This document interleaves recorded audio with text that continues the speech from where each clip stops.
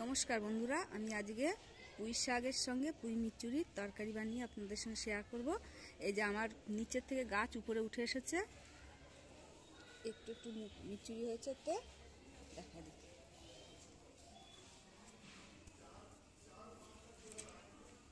শুধু ডগাগুলো আমি ছিঁড়ে ছিঁড়ে নিই, যেখানে মিচুরি আছে সেই ডগাগুলো ছিঁড়ে ছিঁড়ে নিই।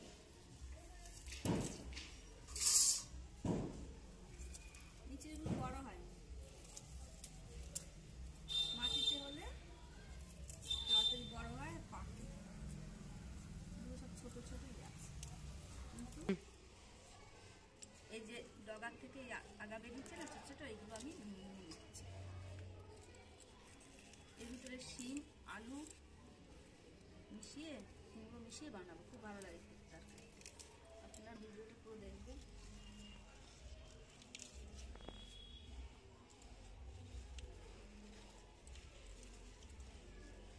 এইটাতে বেশি মিষ্টি হয়েছে।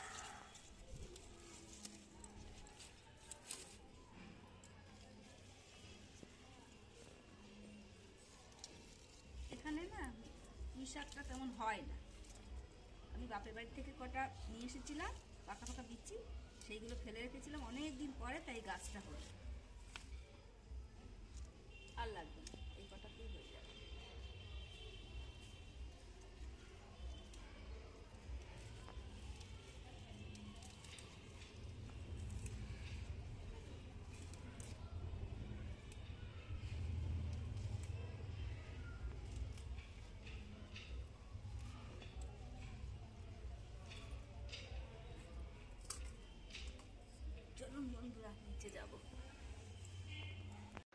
বন্ধুরা, আমি আজকে বানাবো এই যে পুঁই শাকের মিচুরি সমেত যে ছোট ছোট ডালগুলো নিয়ে এসেছি, সেইগুলো ভালো করে কেটে আমি ধুয়ে রেখে দিচ্ছি।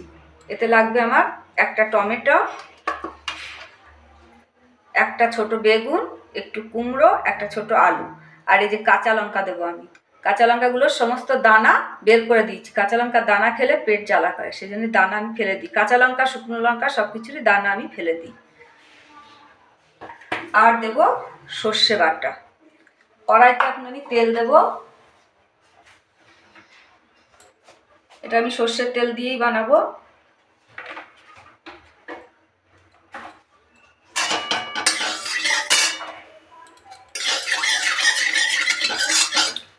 তেলটা গরম হোক।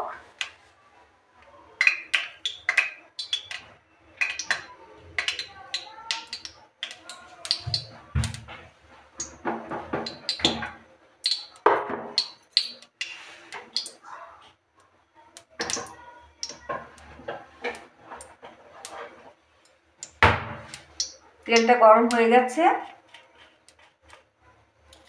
এবারে দেব একটু হিং, অল্প পরিমাণে হিং,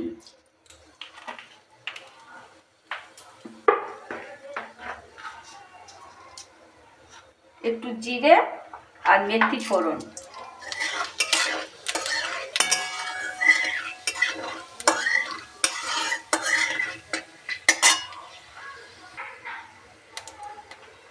ফোড়নটা ভাজা হয়ে গেলে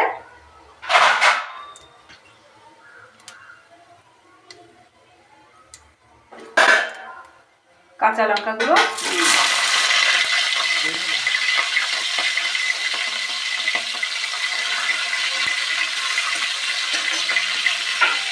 বেগুন কুমড়ো আলু সব কিছু দিয়ে দিলাম।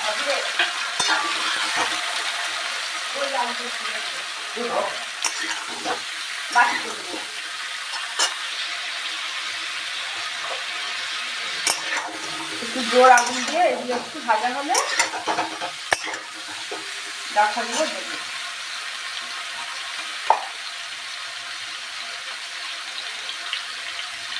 অল্প চুন দেবো, তাহলে তাড়াতাড়ি ভাজা হয়ে যাবে।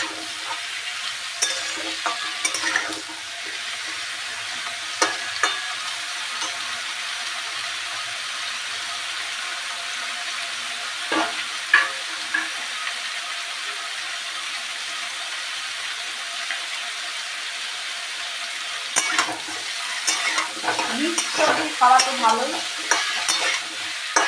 এক এক সবজিতে এক এক রকমের প্রোটিন, ভিটামিন, মিনারেল কত কিছু থাকে। আলুতে তো কার্বোহাইড্রেট থাকে, আলু অন্য সমস্ত জিনিস থাকে আলুতে, সেজন্য আমরা আলু খাই। আলুটা খাওয়া ভালো, কিন্তু যাদের সুগার আছে তারা তো আলু খায় না। কুমড়োটাও ব্রেনের পক্ষে খুব ভালো। আর বেগুনের নাম শুনলে মনে হয় কোনো গুণ নেই, কিন্তু বেগুনেরও অনেক গুণ। বন্ধুরা, বেগুন পেট পরিষ্কার রাখতে সাহায্য করে, পাচন শক্তি ভালো করে, আর যাদের পিত্ত রোগ আছে সেই পিত্ত রোগও ভালো করে।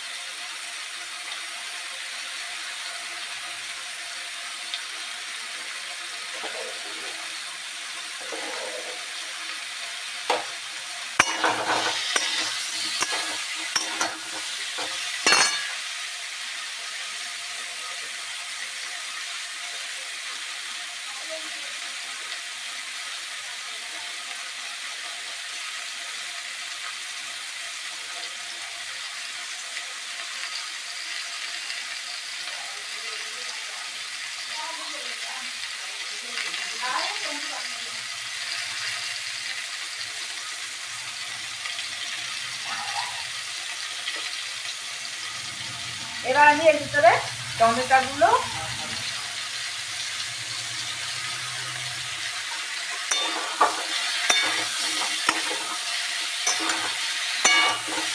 হিসাবে সমস্ত পাতা ডাঁটা মিচুরি সব দিয়ে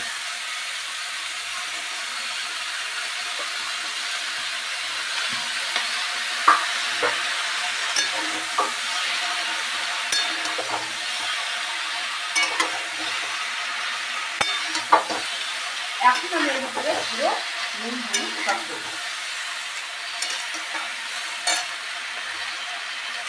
তখন অল্প নুন দিয়েছিলাম, এখন আর একটু নুন দিয়েছিলাম।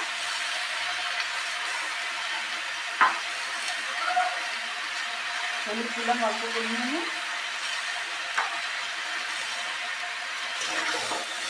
পাতাগুলো যখন একটু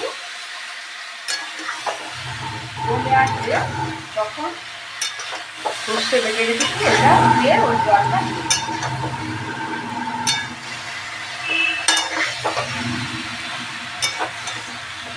এই তরকারিতে তেমন বেশি কিছু মশলা পড়ে না। পুঁইশাক খাওয়া খুবই ভালো।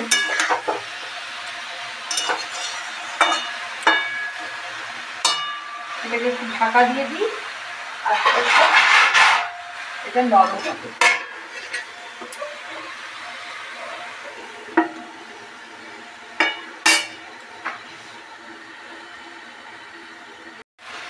দেখুন বন্ধুরা, শাক একদম নরম হয়ে এসেছে।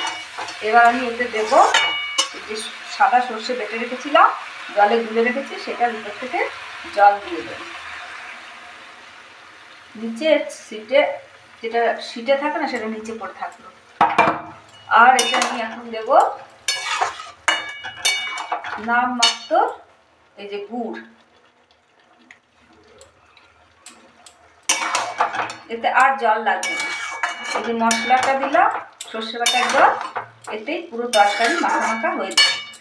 আর পুঁই শাক যেহেতু একটু নালচে নালচে হয়, সেই জন্য একটু লেবুর রস দেব, অল্প একটু লেবুর রস, তাহলে নালচে কম কেটে যায়। ঢেঁড়স তরকারি রান্না করতে গেলেও ওতে একটু একটু লেবু রস দিলে ওরকম ওর লালচে ভাব চলে যায়।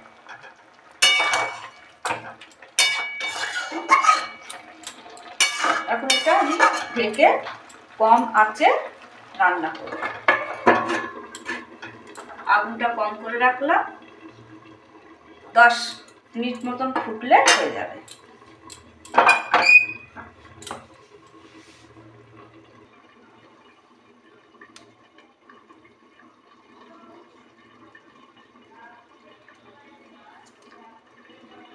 ওই পাশে ভাত বসানো আছে, একসঙ্গে ভাত আর তরকারি হচ্ছে।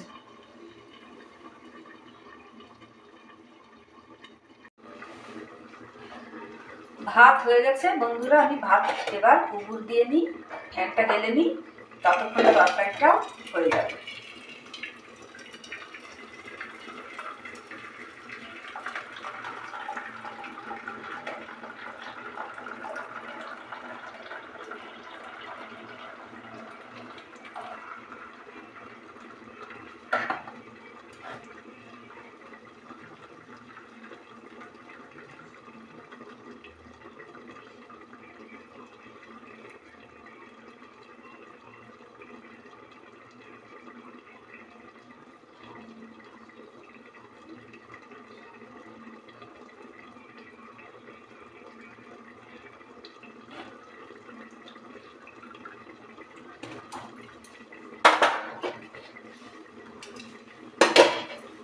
তরকারিটা খুলে দেখবো কতদূর হলো।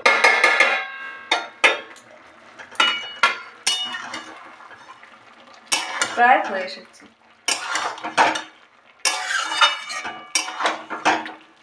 ডাঁটা কেটে দেখবো হয়েছে কিনা।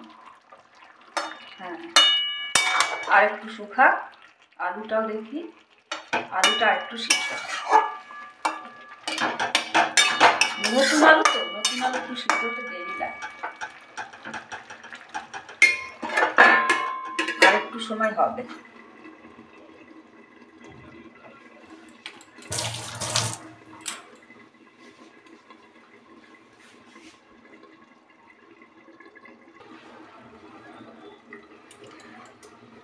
বন্ধুরা কিছুক্ষণ হয়ে গেছে, ঢেকে রেখেছিলাম। তরকারির যা সুন্দর একটা গন্ধ বেরিয়েছে না, পুঁই শাকের তো একটা সুন্দর গন্ধ থাকে, তার ভিতরে কুমড়ো, আলু, টমেটো, বেগুন মিক্স করে একটা সুন্দর গন্ধ বেরিয়েছে। আর সব কিছু সিদ্ধও হয়ে গেছে, আবার আস্তে আস্তেও আছে। দেখুন তরকারিটা ভাত দিয়ে খেতেও ভালো লাগে, রুটি দিয়ে খেতেও ভালো লাগে। আমি একটু জোর দিয়ে আর একটু শুকিয়ে নেবো।